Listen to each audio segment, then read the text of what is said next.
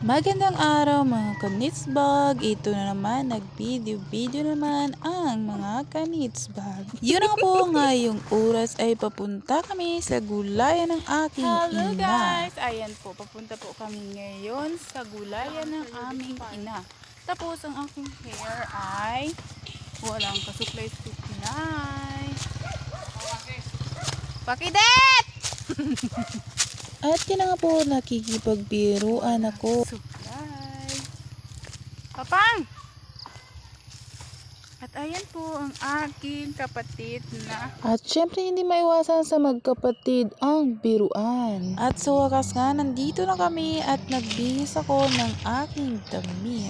Ay nako, siguradong mapapasabak tayo nito sa damuhan at walang sudsud na damit. Pasti, sampay doon yan ah. Dam, nang sagit kay magrugi mga rikot.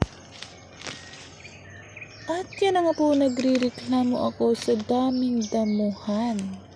Yan na nga po, syempre wala tayong magawa at kailangan nating tumulong. Puno diri ay.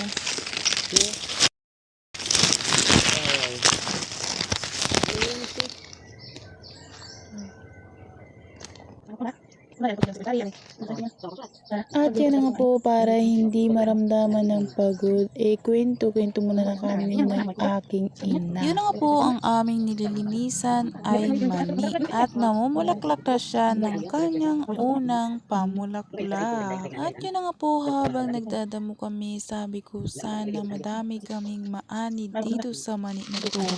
Hindi naman sa gaan ng palakihan.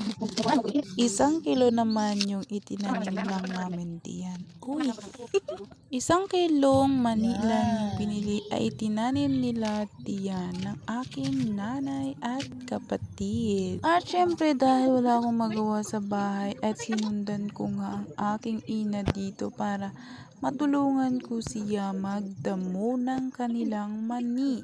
At doon sa unahan ay mais na naman ang kanyang itinanim. At yun na nga po, paulit-ulit na lang akong muli sasabihin, sana ay madami ang kanilang maging bunga at malulusob. At madaming mga bunga ang mani at mais.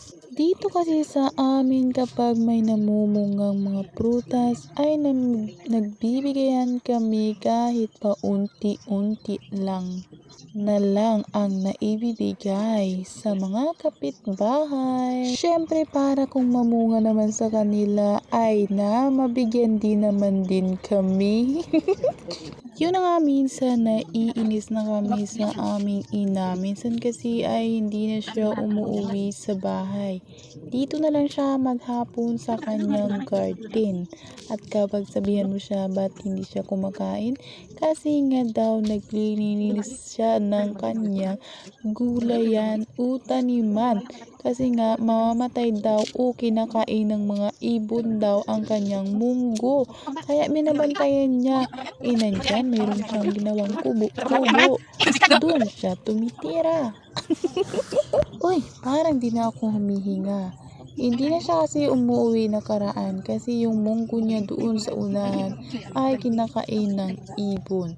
Yun na nga, nakakuha yung uncle ko doon na binaril niya ay naku, kay taba daw na parang umaapoy na pag ihawin. Ay sobrang kanilang iniihaw daw ay umaapoy sa sobrang taba. Ba't hindi kasi sila namigay sa amin? Buti nga yung dinadamuhan namin ngayon ay hindi mahirap damuhan kasi malambot lang yung kanyang lupa. Ilagi-lagi naman kasi ito. Tinataniman niya at yung lupa ay pinong-pino na at malambot na ang kanyang lupa. At yan na nga, habang naglilinis kami diyan o nagdadamo ay nagmamaritisan kami. Ginamaritis namin yung mga kapitbahay naming mga joke. Nagkukwentuhan kami ng aking ina sa aming mga buhay-buhay kung ano ang dapat gawin at sa sunod taon ano ang mga plano at gagawin namin. Hanggang dito na lang ang aming video, mga kanitsbag!